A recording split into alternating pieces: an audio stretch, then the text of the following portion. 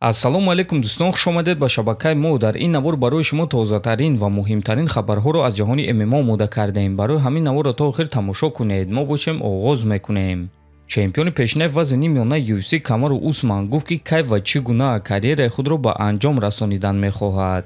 дар ин марҳилаи карьераи ман варианти беҳтарин чунин аст: дар муҳорибаи навбатӣ камарбанди вазни миёнаро соҳиб шудан, баъдан ӯро озод кардан ва соҳиб шудани камарбанди вазни миёна ва карьераи худро ба анҷом расонидан. танҳо ин ду муҳориба ва тамом кори ман ба анҷом мерасад. аз ин дида беҳтараш номумкин аст. боз ман чӣ бояд хоҳам вақте ки ин корро мекунам, гуфтааст Усман. ногуфта намонад ки айни замон чемпиони вазни миёнаи UFC Ҷек Дела Маддалена аст ки ӯро муҳориба зидди Ислам Махачев интизор аст. ана чемпиони вазни миёна бошад Ҳамзат Чимаев аст. Усман бошад охирон муҳорибаи худро зидди ҷангуари сахти вазни 77 кг Хоакин Бакли гузаронида бо қарори доваро ғалаба ба даст оварда буд. шахсоне ки хунукзадагӣ доред, зуд пешоб мекунед, пас ширкати Шифофармо ба шумо ин асали гиёҳӣ бо номи Паҳлавонро тавсия медиҳанд ки ҳамаи ин мушкилиҳоро бартараф мекунад. ҳамчунин ин асал тестостерони шуморо баланд карда гардиши хунро хуб мекунад ва аз ҳама муҳим, ин асал танҳо аз гиёҳҳои табиӣ тайёр шудааст ва дар таркибаш ягон гуна химикат надорад. барои заказ кардани ин асал ё барои маълумоти бештар ба рақамҳои дар рӯи экран буда занг занед ва мутахассисони ширкати Шифофармо дар ҳамаи саволҳои шумо ҷавоб дода ин асалро ба ҳама шаҳрҳои Русия ва Тоҷикистон доставка мекунанд.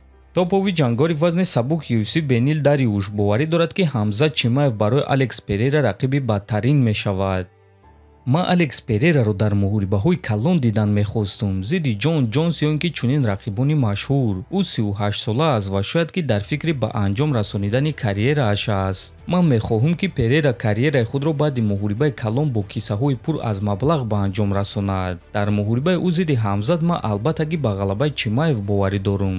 гӯштини Ҳамзат аз гӯштини Анкалаев сахт фарқ мекунад. Ҳамзат дар вақти гузаронидани текдаун аз тамоми қувва кор мекунад ва ӯ пушти рақибро гирифта метавонад ва боз дигар корҳои зиёд карда метавонад. ана Анкалаев бошад чунин гӯштин надорад, гуфтааст Дариуш. ва дӯстон, бояд қайд кард ки дарҳол баъди ғолиб шудани Алекс Перейра, Ҳамзат Чимаев ба ӯ визов дод ва гуфт ки барои муҳориба зидди ӯ дар ҳама вазн омода аст, ҳатто дар вазни вазнин.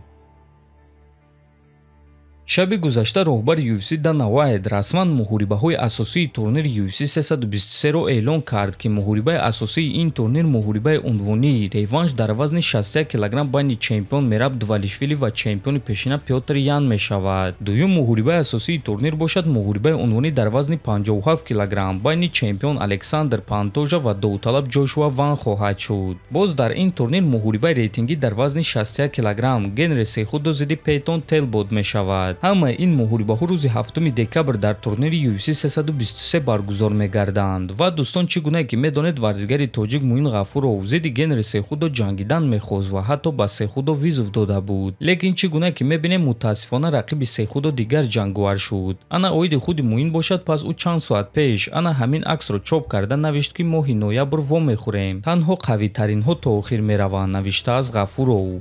ва дӯстон, аз ин суханҳои Муин фаҳмида мешавад ки бо эҳтимоли калон муҳорибаи навбатии худро Ғафуров моҳи ноябр мегузаронад. шояд ки рӯзи 2 ноябр дар турнири UFC Fight Night ё ин ки рӯзи 9 ноябр дар дигар турнири UFC Fight Night. ва фикр мекунам ки ба наздикӣ номи рақиби ӯ маълум хоҳад шуд. дар ҳамин ҷо дӯстон, навори мо ба анҷом мерасад. фикру ақидаҳотонро нависед, ҳатман дар YouTube канали мо обуна шавед. то боздид, хонободу сарбаланд бошед.